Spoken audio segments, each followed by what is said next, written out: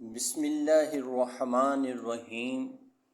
ایک عابد جہنم میں کس طرح جاتا ہے؟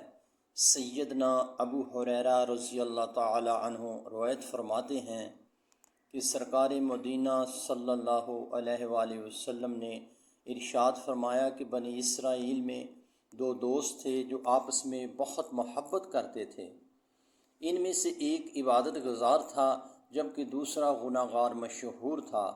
ایک دن عابد نے اسے سمجھایا کہ جن کاموں میں تو پھنسا ہے ان سے باز آ جا۔ دوسرے نے جواب دیا، میرا معاملہ میرے رب پر چھوڑ دے۔ ایک دن عابد نے اسے ایسا گناہ کرتے پایا جسے اس نے بہت بڑا گمان کیا، چنانچہ اسے اس سے باز آنے کے لیے دوبارہ سمجھایا، لیکن دوسرے نے حسب سابق جھنجلا کر جواب دیا کہ میرا معاملہ میرے رب پر چھوڑ دے، کیا تو میرا پہرے دار مقرر ہوا ہے؟